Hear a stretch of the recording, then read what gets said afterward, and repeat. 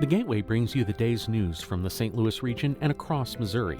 It also includes stories from the Illinois side of the river and our Metro East reporter, Will Bauer. In Alton, in Belleville, in East St. Louis, in Edwardsville, in Cahokia Heights, at Scott Air Force Base, I'm Will Bauer. St. Louis Public Radio. Listen to reports from Will and all of our journalists weekdays on The Gateway, on the STLPR app, and wherever you get podcasts. 9, 8, 7, 6, 5, 4, 3, 2, 1. I think that is fair to As I say. hands to kiss and babies to shake. But I think my record speaks for itself. That's a really good question. Hello and welcome to the Politically Speaking podcast. I'm your host, Jason Rosenbaum, a reporter with St. Louis Public Radio. Joining me in studio in St. Louis is Joe Mannies and the greatest Poplar Bluffian in the world. I'm not sure anybody would agree with that characterization, but Todd Richardson. The Speaker of the Missouri House, a Republican from the aforementioned Poplar Bluff. Welcome to St. Louis and welcome to our show. It's a pleasure to be here and to actually get the chance to be in studio with you today. As our listeners may remember, we had then House Majority Leader Richardson on our show, I think about 3-4 months ago. That sounds about right. It was a very popular show. I remember coming up to then Majority Leader Richardson in the Capitol and telling him that it had broken all hits records and flattering him to no end, which I think was a good thing because he's now Speaker of the House. Yeah, maybe we can draw a direct line of correlation between the two, Jason. So, anybody who's listened to our show over the last month or so know that we've been talking about your transition into the speakership quite a bit. It's been kind of the talk of Missouri politics because it was unexpected. It was shocking. And in many ways, it was a transition that you probably weren't expecting or wanting. So, Joe, can you kind of give us a little bit more background before we start asking questions? Well, it's also, though, the whole episode where House Speaker John Deal ended up stepping down because of a controversy over some sexually charged texts that he was exchanging with a 19-year-old intern. Also put the spotlight on what some see as a party atmosphere in Jefferson City, to put it politely. And I've had some reporters say that actually it's a little different than some of the other capitals. So, but in any event, he ended up leaving right at the end of session with just officially just a few hours left. Technically, he made it clear maybe 36 hours before, and Richardson was chosen during a late-night meeting during that final week. And this was part of the chaos during that last week, which ended up with a lot of bills dying. This and some unrelated stuff that was going on in the Senate. But so welcome to the show. And I'm interested in your take on all this and how things have sort of fallen out since then, or the last 6 weeks, I guess. Yeah.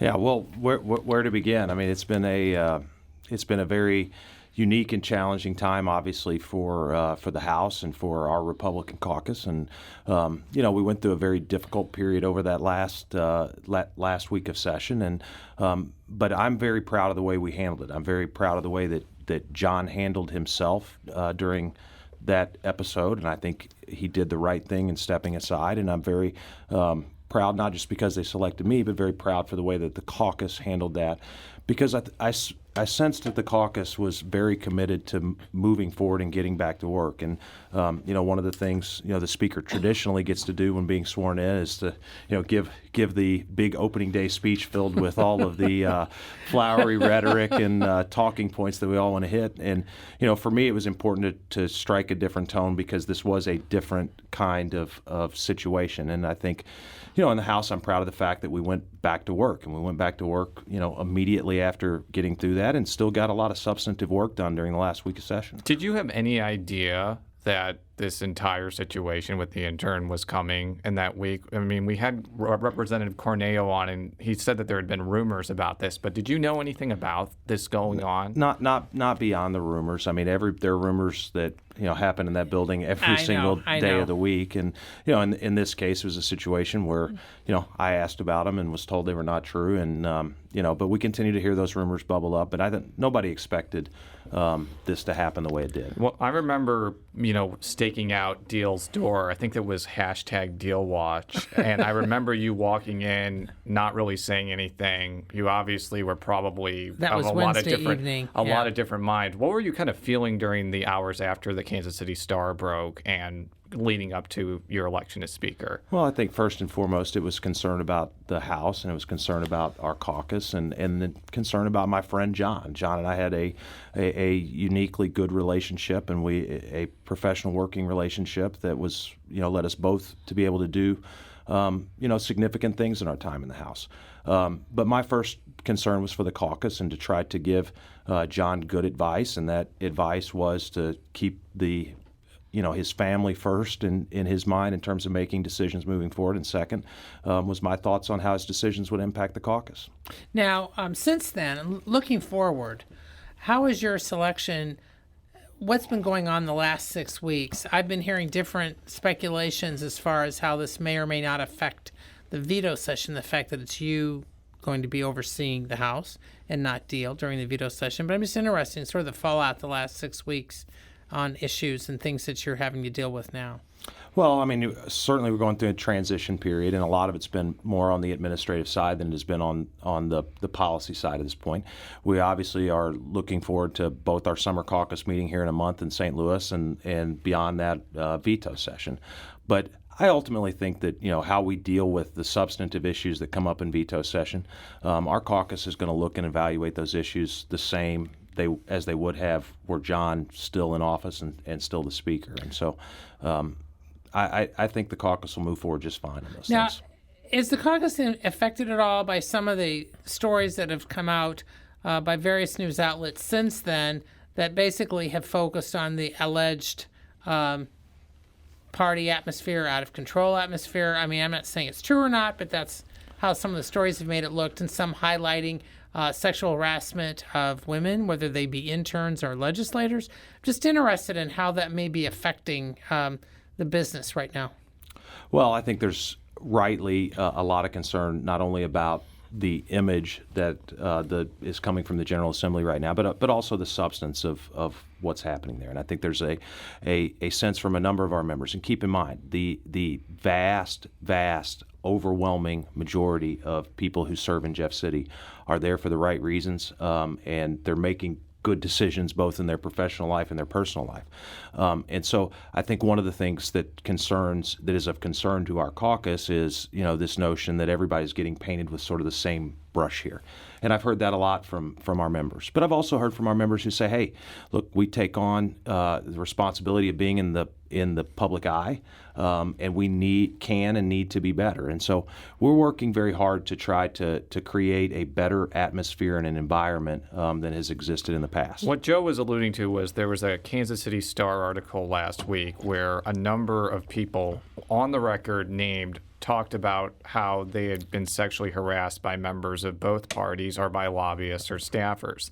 And my question that I asked on Twitter, because I know that there was like there may be a push to try to add rules or regulations, but from your view, do you think that it's just that some bad people are being elected to the legislature, or do you think that there's something corrosive about the culture that's causing potentially good or neutral people to make bad decisions like that?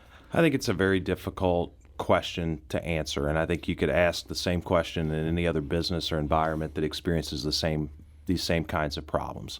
But I think, clearly the things that were mentioned in that article are very serious charges and unacceptable kinds of activities. And so we have a responsibility as stewards of the institution right now to try to make it better.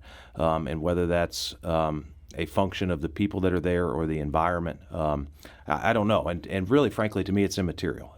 My job as the Speaker is to try to do what's within my control, and I think the commitment for my caucus is to do what's in their control to try to make the environment better than it is today. Now, one thing that I think you did from a practical perspective is you appointed a committee to look at the internship policy. What do you think will come of that over the next few weeks and months? Well, I'm very interested to see what their recommendations are, and what we put together what is essentially a task force of legislators to work not only amongst themselves, but also to work with our House staff, our Human Resources Department, and the universities that participate in the intern program to do a kind of evaluation of where our program is, to look at what some other states do, and look for some areas to improve it. So I've asked them to take to move with speed, but to take the time they need to do that kind of review and come back to us with some recommendations. I'm very optimistic that it's going to produce some really good positive results, not just for sort of the cleaning up side of things, but also to make the intern program a little better and more structured than it's been in the past. Well, we could, I guess, retrospect about the last week of session forever because it was so wacky. But we do want to look a little bit forward here into the meaty issues of the day. Significantly forward. So the first thing we want to talk about is so-called right-to-work legislation. We always say so-called right-to-work legislation because some people on the other side don't like that term. They like to call it right-to-work for less. I would leave the so-called off, but that may have more to do with my perspective on the issue. I understand that. And right-to-work is shorthand for legislation that passed the legislature but was vetoed by the governor. What right to work would do in a simplified term is that it would bar employers and unions from requiring all the workers to pay dues if a majority have voted to organize. So you voted for right to work. You are a supporter of right to work. On our last show, you talked about right to work, I think, at length. So the question that I think a lot of people are wondering now, and I'm guessing you're probably not going to reveal on our show, is kind of what its fate will be in veto session, because as many people know, it didn't get 109 votes. Right. I think it got significantly less than that. What's kind of the lay of the land on that issue? Well, I think if I knew what the outcome of that issue was going to be, I probably would reveal it to you. But it's an issue, obviously, that we need 109 votes to override the governor's veto, and we had 92 members that supported it, 92 returning members or remaining members that supported it, and so we're looking for an additional 17 votes to complete the override. I think this is an important policy discussion for the state to have. I think if you look at what's happening across the country, particularly in states that resemble Missouri in a lot of respects, Midwestern states like Indiana, Michigan, Wisconsin, even Illinois, and Governor Round are having conversations about what their labor policy looks like. This is a conversation that Missouri needs to have about what puts us in the best position to succeed economically. So I don't have a crystal ball to know whether we will have 109 votes come the middle of September, but it's a conversation we're going to be having with the caucus and our members going forward. Now, will you bring it up regardless of whether or not you think you have the 9 votes, or are you going to be counting heads, and if you're not close, you're not going to deal with it? I think that's a decision we'll make sometime after meeting at summer caucus. We haven't made a decision one way or the other on that yet, but it's my intention to work to try to find the votes and to allow the bill sponsors and the proponents in the House to try to have the opportunity to find those votes. Now, are there any other major vetoes that you expect that the General Assembly is going to be dealing with at this point? I mean, the governor's still got a few actions to take, but of course he vetoed the transfer bill. Yeah, very disappointing to see the governor veto the transfer bill, and unfortunately, it's probably a bill where it's as steep, if not a steeper, hill to climb than right to work. But if you take a look at the transfer issue, here's an issue of critical importance to the St. Louis region, of critical importance to our state's education system. The legislature very clearly listened to the governor's veto message from last year, his principal objection being the inclusion of a private option. We sent him a transfer bill that worked on in a very bipartisan fashion, and we're faced with yet another veto. So that was very disappointing. Your question, though, was what other major items that are out there.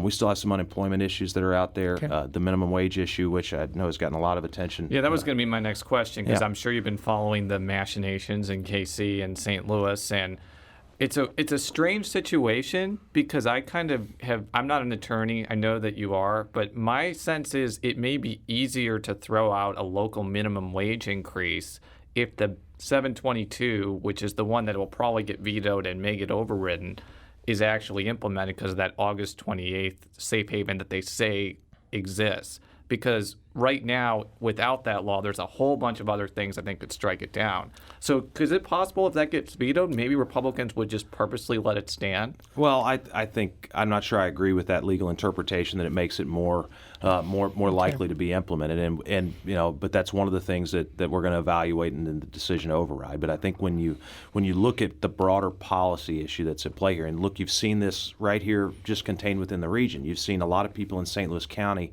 very concerned about the idea of the city having a different wage than the county, which was the idea behind the legislation in the first place, which is that we don't live in isolated communities. We live in communities that are part of broader regional economies, and when you have that, I think there's a need to have a consistency of approach in terms of what an issue like minimum wage is going to be. There's been a lot of Republican legislators who I think have been pretty upset by what St. Louis and Kansas City have done. Senator Kurt Schaefer has even said that lawmakers may take a look at getting rid of the earnings tax in St. Louis and Kansas City if either city passes a minimum wage increase. Could that be on the agenda next year? Well, I think it could, and I heard Senator Schaefer's comments, and I think they're reflective of a deep frustration with the sort of the approach of trying to make the city an island and not pursue a comprehensive statewide minimum wage policy. So I think those concerns and frustrations are not limited to Senator Schaefer. Where would we get all of our money if the earnings tax was taken away? And by we, I mean City of St. Louis residents such as myself. Yeah, the answer to that question is one that the city would have to answer. Yes, not pauper bluffians like Correct. yourself. I do want to play a clip from one of your predecessors, former House Speaker Steve Tilley. He's actually a lobbyist right now, as you know. He's kind of on the anti-right-to-work side. And he represents many of the major labor unions in the state. I think he kind of spoke in this clip about kind of the behind-the-scenes push on both sides that's going to happen to try to get people either to stay the course or to flip. Here's the clip right now. And I think there may be 1, 2, 3, 4 maybe that might potentially switch if they could be the 109th. But, I visited with every Republican that voted no in the last 2 days of session. And I feel confident that they're going to stand by the working families that they were sent there to represent. So have you talked with any of your Republican colleagues, and are they potentially wobbly on this issue one way or the other? Well, I think what I'd say, Jason, is without talking about the private conversation I have with my caucus. Oh, I really want to hear the private conversations.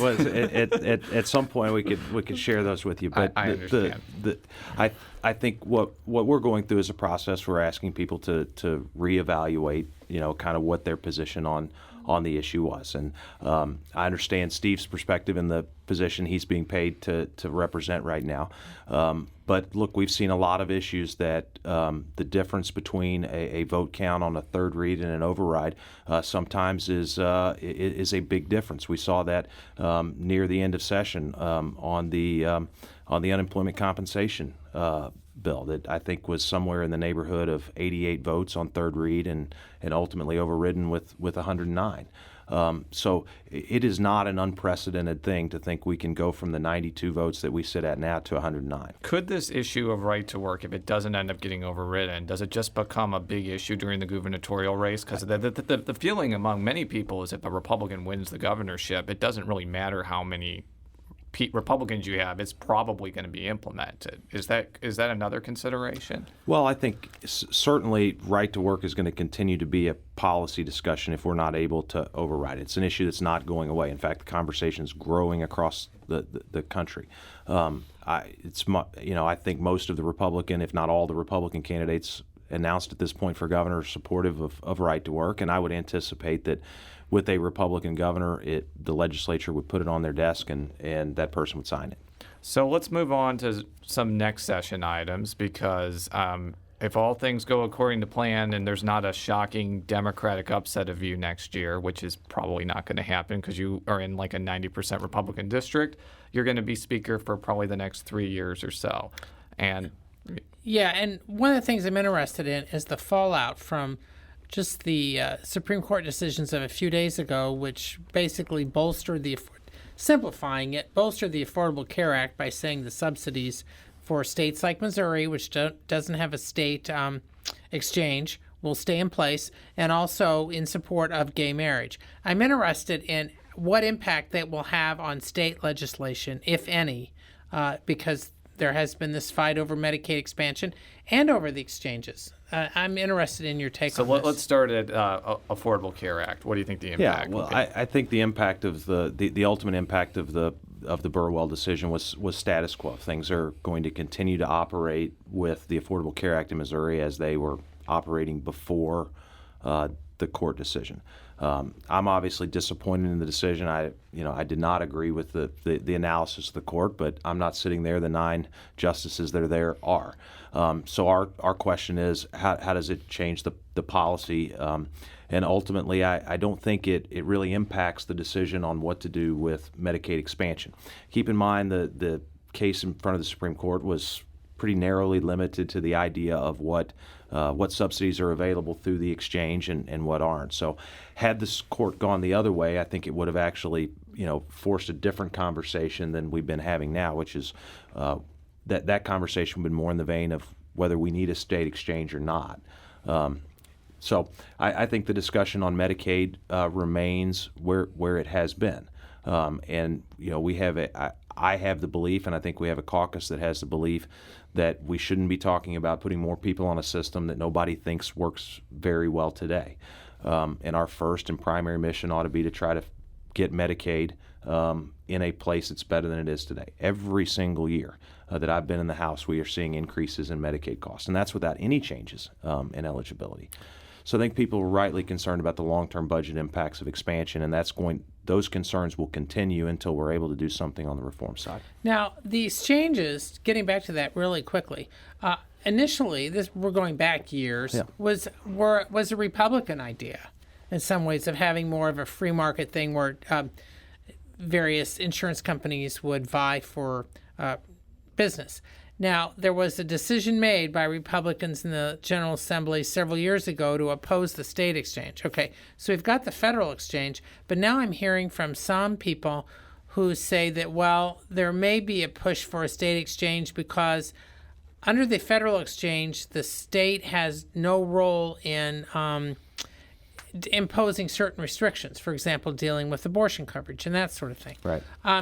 And that some people are rethinking about whether or not it had been a smart move by the GOP to oppose the state exchange.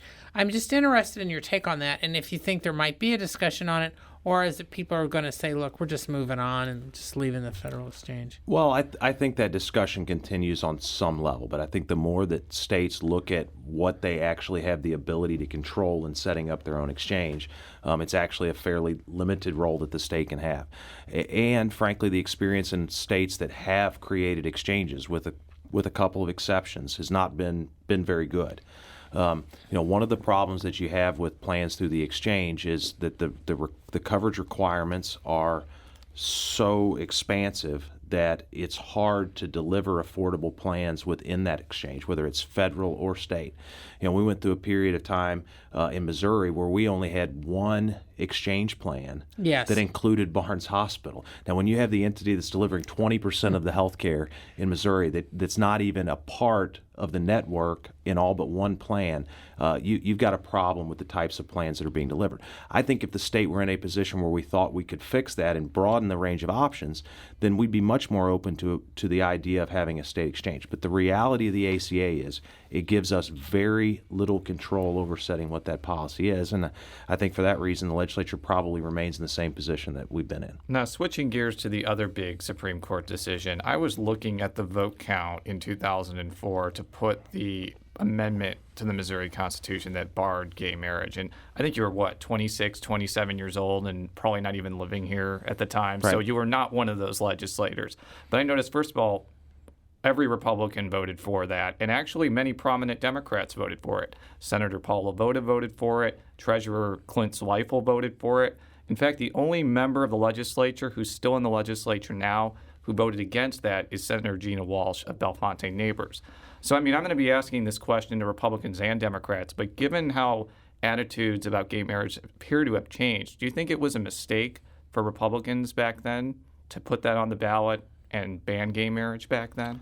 I don't think so, Jason. I think it was, I still believe this is an issue that should have been left within the purview of state policymakers. And I think state policymakers in 2004 were responding to what the electorate and the public wanted.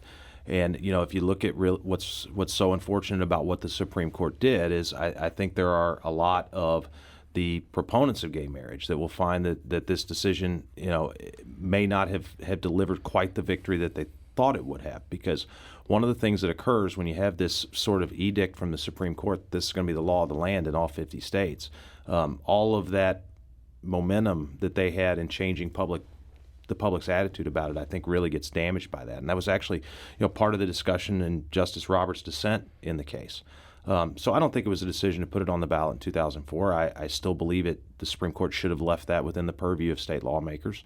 Ultimately, they took a different course. So the big policy discussion that may or may not come next year is whether to basically extend anti-discrimination rights to sexual orientation and gender identity, which has been an issue, I think, for years and has been pushed by many legislators in the House and the Senate. Do you think that there'll be any momentum to pass that next year?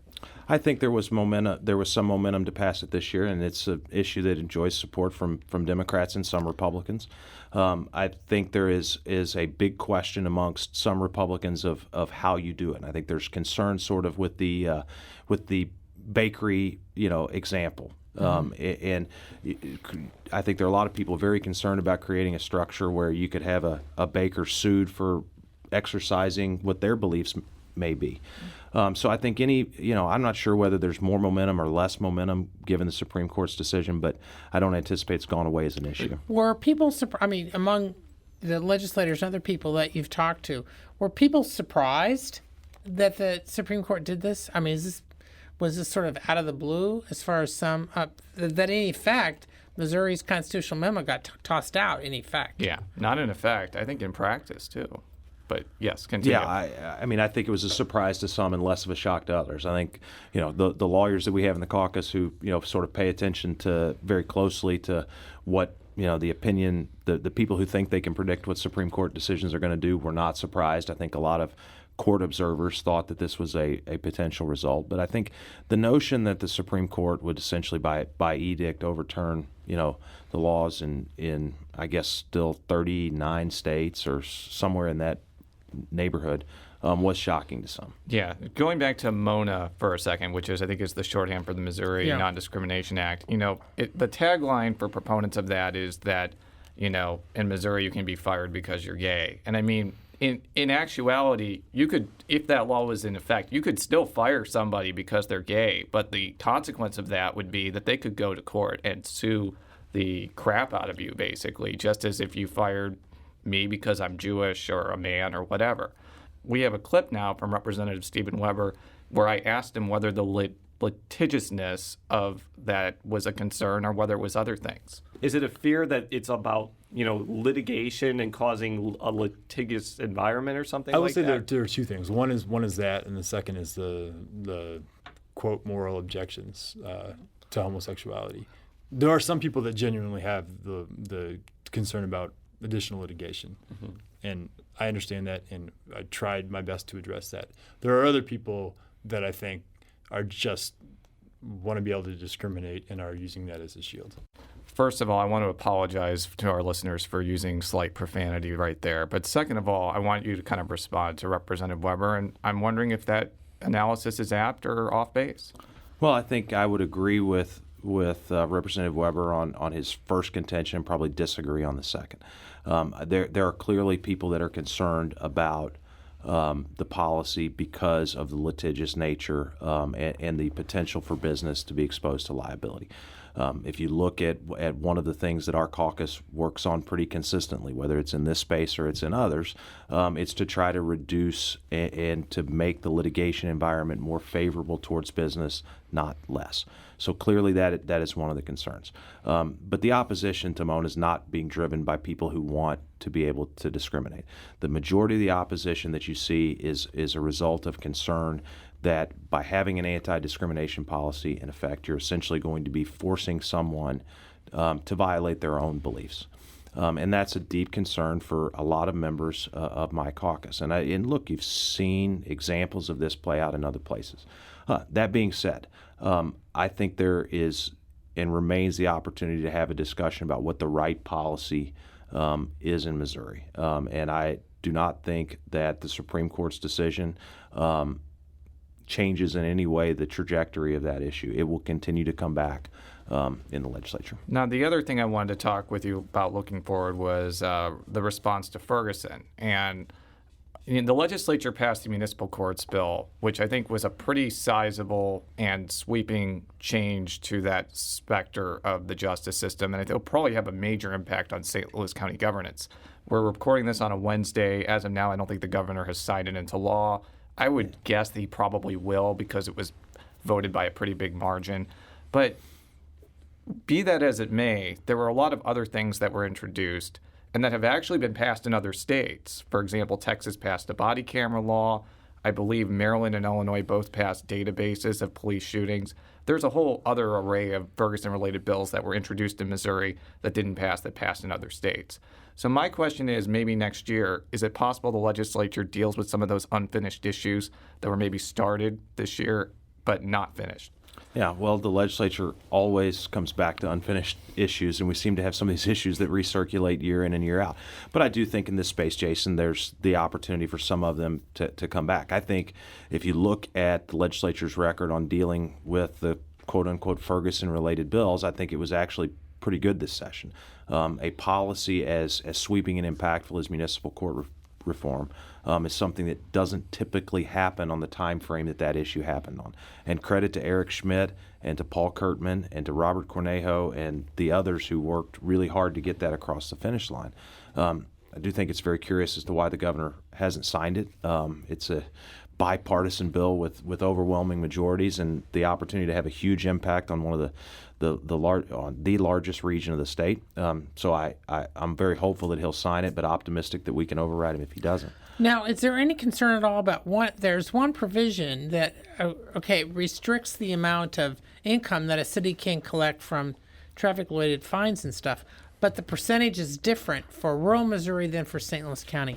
Is there concern at all about whether or not that could create a legal fight that might end up hurting the whole measure? I anticipate there'll be a legal fight over municipal court reform no matter how we structured it. And I think if the Missouri Municipal League filed lawsuits against the old Max Creek law that just made their way to the Supreme Court in the past few months. So I anticipate those legal challenges will be there. But I think if you look at the legislature's justification for why we created a different percentage, there's ample justification that will survive constitutional scrutiny.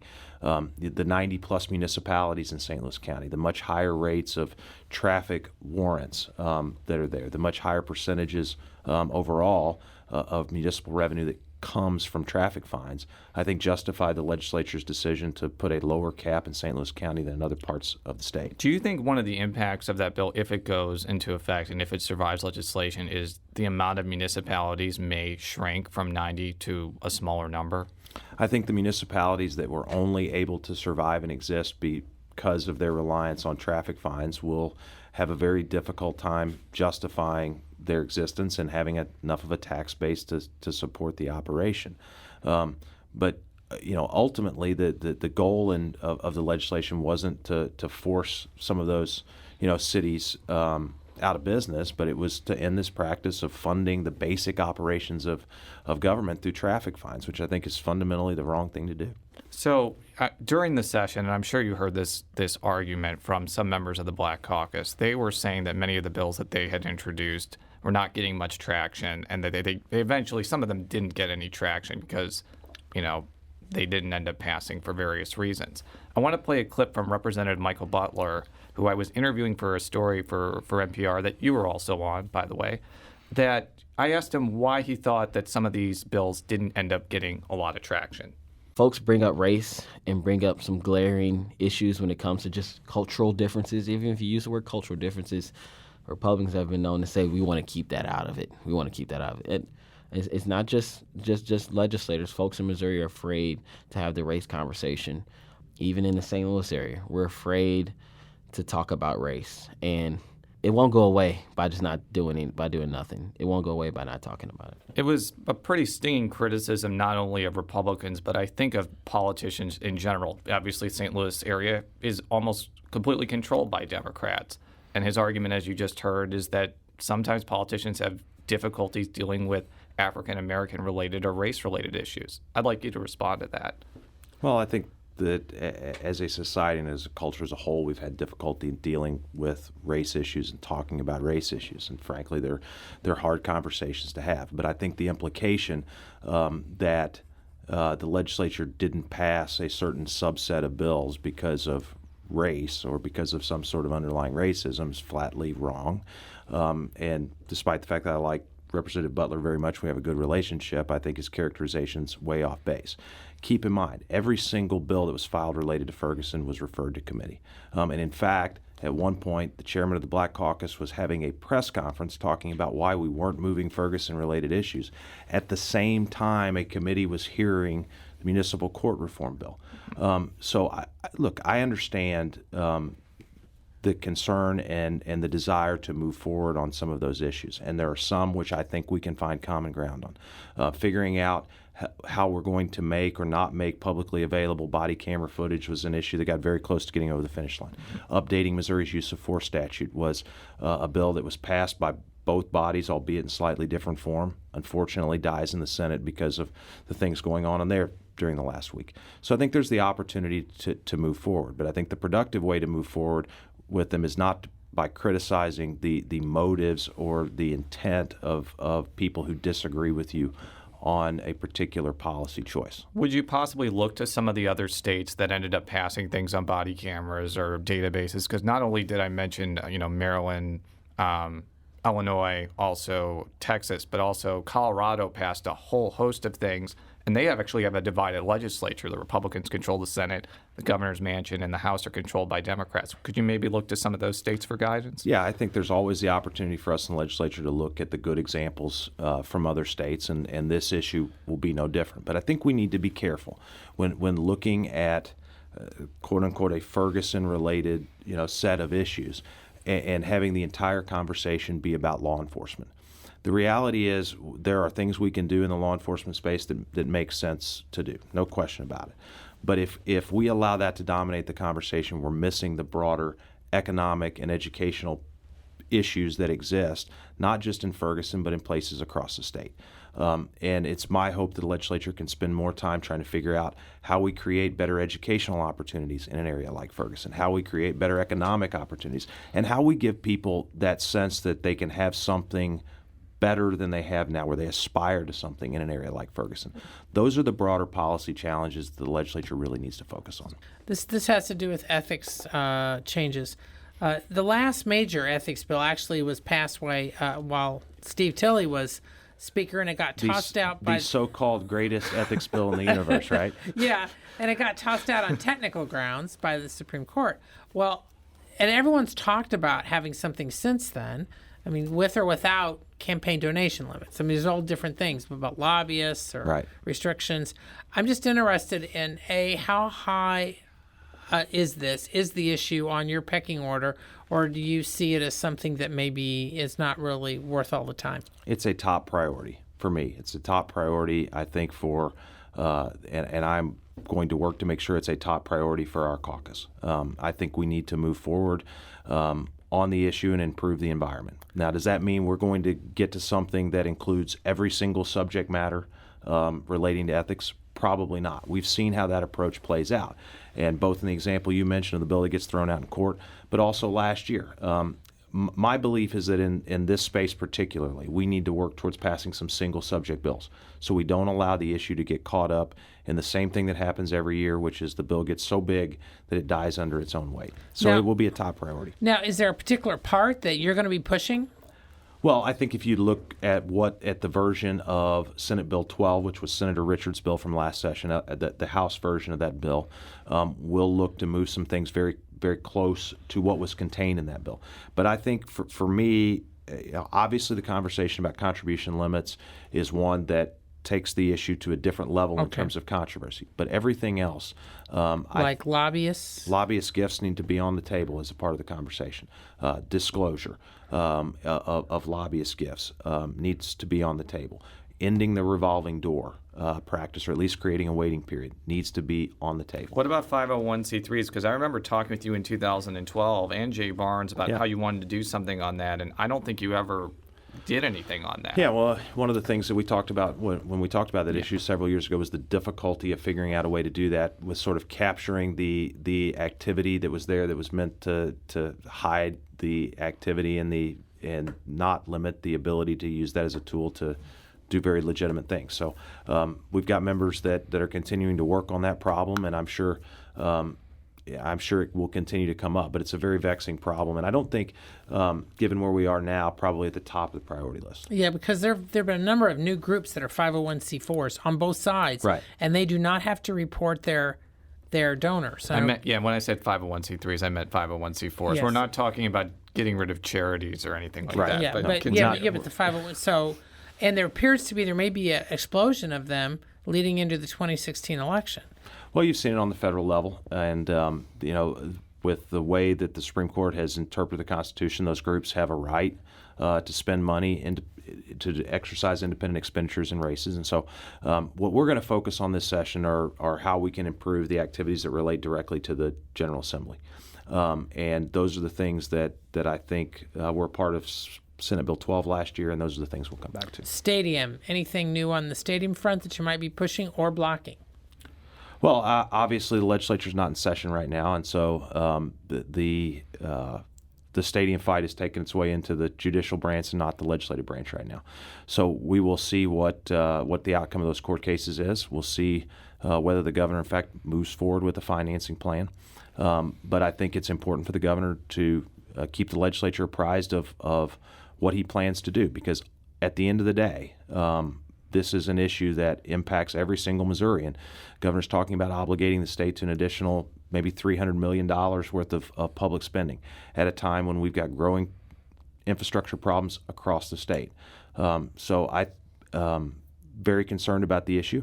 I believe St. Louis, as I said on our last show, I believe St. Louis is and should be an NFL caliber city. I believe it is that caliber of a city, and I believe it ought to have an NFL team.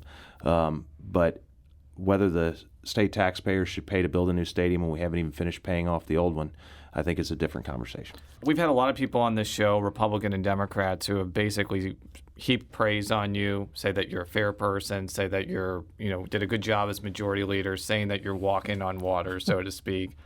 But, as I'm sure you know, being speaker is a very intense job. You often get into personality conflicts. Issues come out of nowhere. And, as I've talked with former Speaker Rod Jetton before, that aforementioned flattery and praise can actually be harmful occasionally as well. So given all of that, how are you kind of looking into this next few years as Speaker, and how do you think you can avoid some of the pitfalls that, bedeviled some of your predecessors? Well, I think it's to stay grounded and to try to remember the reasons why you decided to get into public office in the first place. And, the fortunate thing for me is, I have my wife isn't often a very good reminder that you're not nearly as good as people are telling you are. Sometimes that's helpful, sometimes not so much. But, those kinds of things. And to remind yourself on a regular basis that, we all get the chance in a term-limited environment to do this for but a little while. And at some point, I'll be moving on to something else. And all of these people that are my friends today, some of them I'm sure will continue to be my friends, but a lot of them won't care nearly as much about what I think a few years from now. Well, yeah, that depends. I mean, depending on what you end up doing next, you could either run for statewide or federal office, or if that's unsuccessful, there's always an open Senate seat, so they may care about your opinion there. So they might, but I think for the time being, I will remind myself that I do have a lot more friends than I had a month ago.